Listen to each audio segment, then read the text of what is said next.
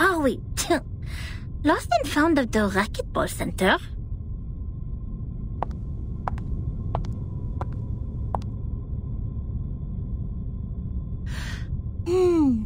The orb showed copper pieces.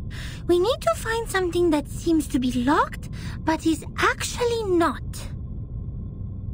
Aha! Found it! Nothing can stop the genius, Matilda.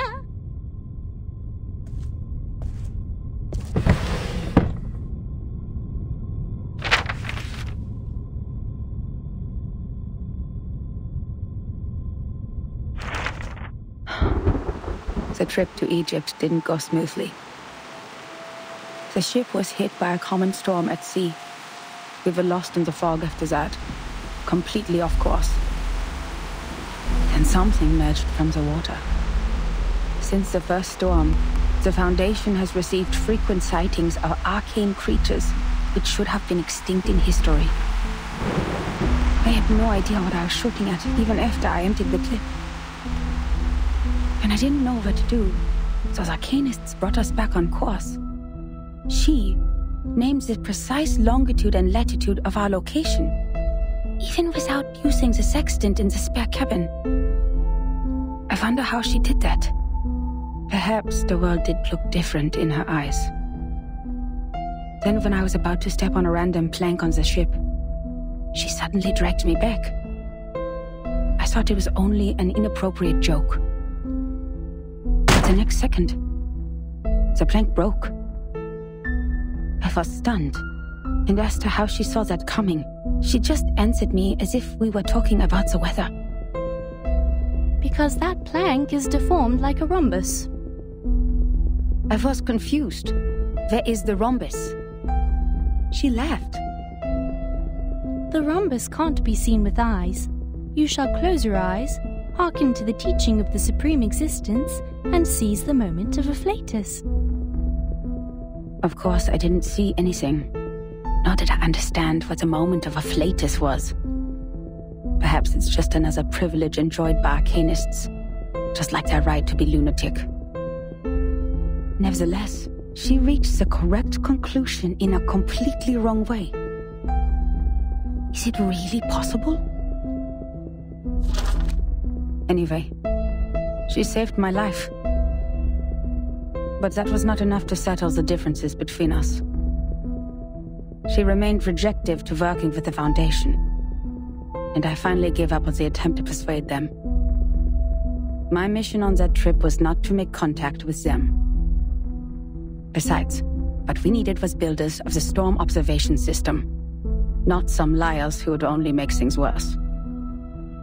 As for the shelter they took from the storm, she wouldn't say a word, as if she were dealing with a spy who pried to find out the deepest secrets of the arcanists. In the end, Hugh mediated between us. He gave me an address in Istanbul to which I could send the letters to contact them. After that, I spent more than half a year in the Egypt office. Things were even worse there than I expected. Some have gone missing after the storm. The people who were supposed to be in the Egypt office, according to the member list stored in the headquarters in 1985, were not there when I arrived. The situation could be caused by the limitations of the transmission of paper-based materials, or because the computer was not yet popularized to every corner of the globe at the time. One minor mistake of a copyist could develop into a huge difference. Besides that, the chaos inside Laplace was an even worse issue. I learned that someone published the paper Samplings of Global and Regional Chaotic Energy Route Changes in the name of Butterfly of Lorentz. Apparently they secretly used our sampling sites, yet their research direction and conclusion were radically different from Laplace's. The researchers equally divided into two schools, one sticking to the human technology they have focused on, and one changing their direction to Arcanum. At the time, it was still too early to decide which direction was right, without sufficient experimental data.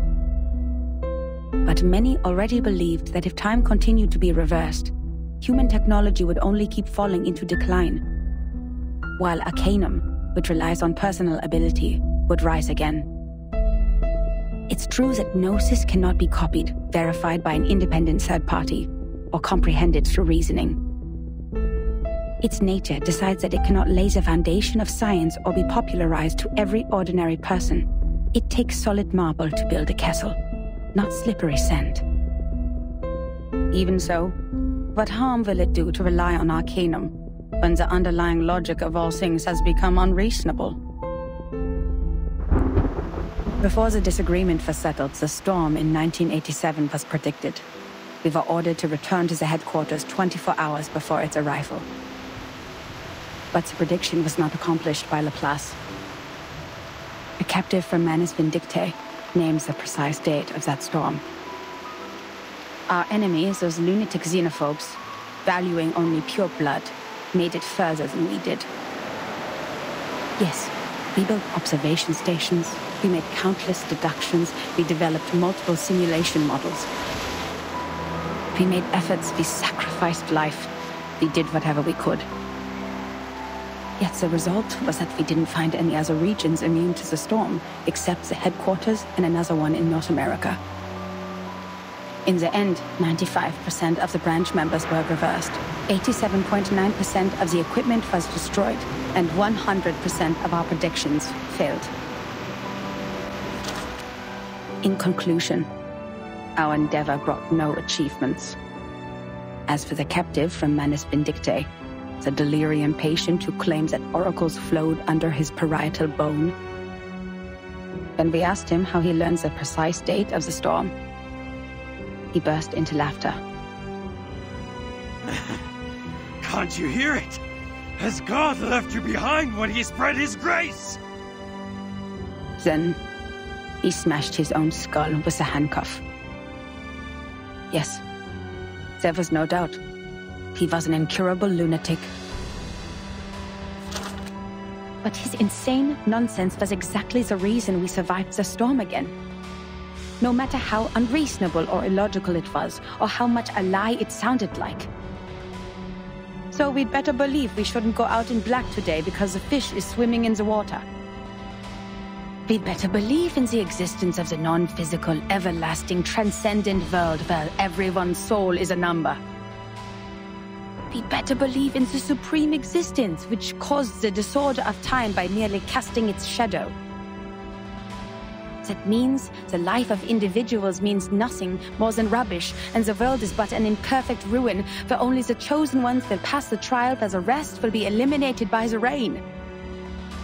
How am I supposed to do that? Finally, I made up my mind to write to her. I didn't expect her to answer my questions. All I wanted was to confirm if she had survived that storm. For the sake of our peaceful talk about the rhombus. Yet what I heard from them was a simple announcement of her death, with only 2 words. She died. Then it burned and turned to ashes in a second. On the same day, the first and only timekeeper who just took office, the 12-year-old child, returned alone from the storm. She told us the time in the outside world at that point. And that was how I knew she was right. It is right in front of you. But if there is a God, why are you playing such a prank on us after we had suffered from the collapse of all the existing orders and the failure of all the great laws? If this is what she calls a glimpse of the supreme existence, the moment of a flatus, do you have to present it in such a cruel way? The last 2 digits in the number of the year after that storm were exactly her name and her number. 77.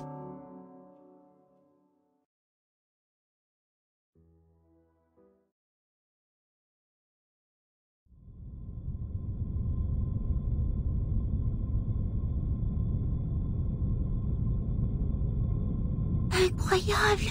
Incroyable! C'est vrai! Quelqu'un a vraiment investigator will be thrilled to know what we found. Well done, Miss Sotheby. You performed as well as a formal investigator. We need to submit this report to your instructor immediately.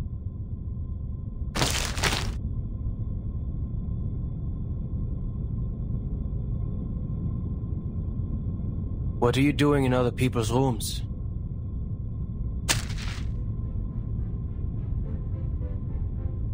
This is my personal item. You have no rights to take it. Please leave immediately. Personal item? This is a precious record that should have been submitted to the Foundation. According to Administration and Regulations for Dispatch Personnel, St. Pavlov Foundation Decree number 259, every member of the Foundation, when acting as a field investigator, is required to create a comprehensive investigation report of all their actions and promptly submit it. And they are obliged to ensure the authenticity, objectivity, and impartiality of the report. No personal bias is allowed in the content. If you have read this report, miss, you should know that it's not even qualified to be filed. But this is an emergency!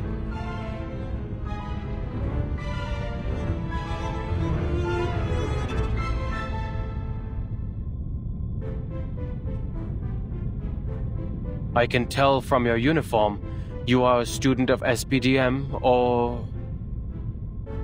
This is Laplace. Do you have your guardian's approval to leave the school, Miss Underage Student? Approval? I don't need that. I am not a student. You are talking to the exceptionally promoted monitor assistant of SPDM. Here is my ID.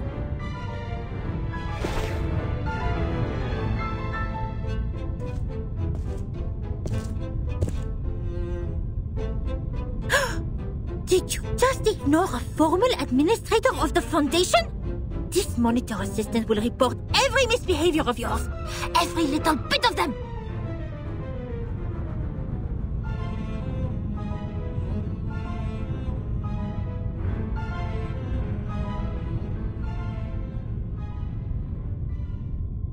Miss Moisson, we found that report here. The great Miss Buanish and I discovered some important information.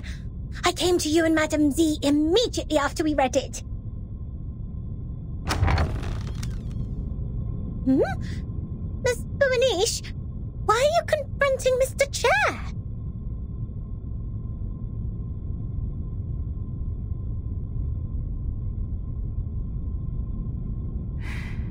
I didn't expect to see the second half of that report here in your room, Adler.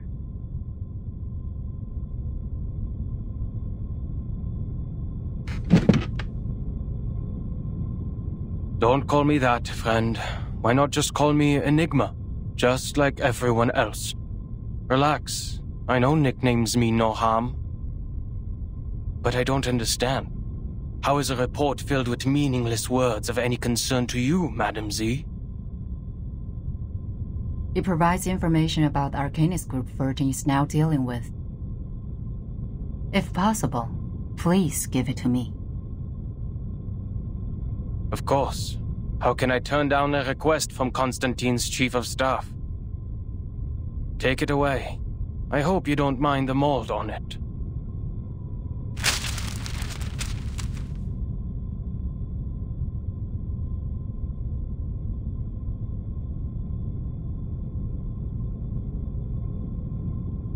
Please pay attention to your manners and do not bring disgrace to the computing center, Mr. Rude.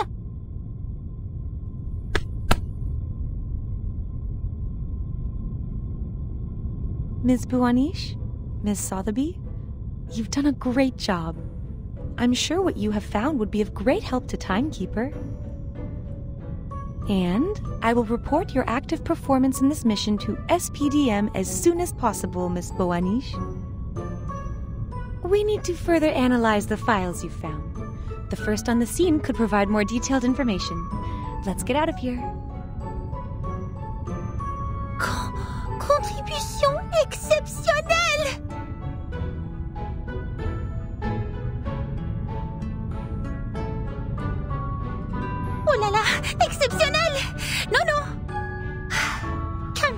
Matilda. I didn't accomplish it alone. Assistant Sotheby also played a significant role. Hooray!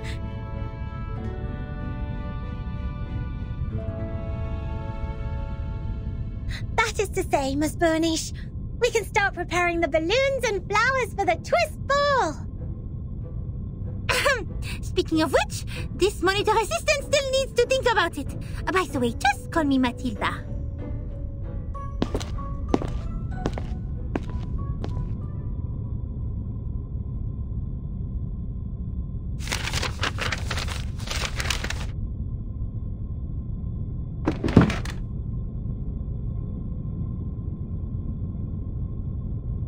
There will be no advance in human technology.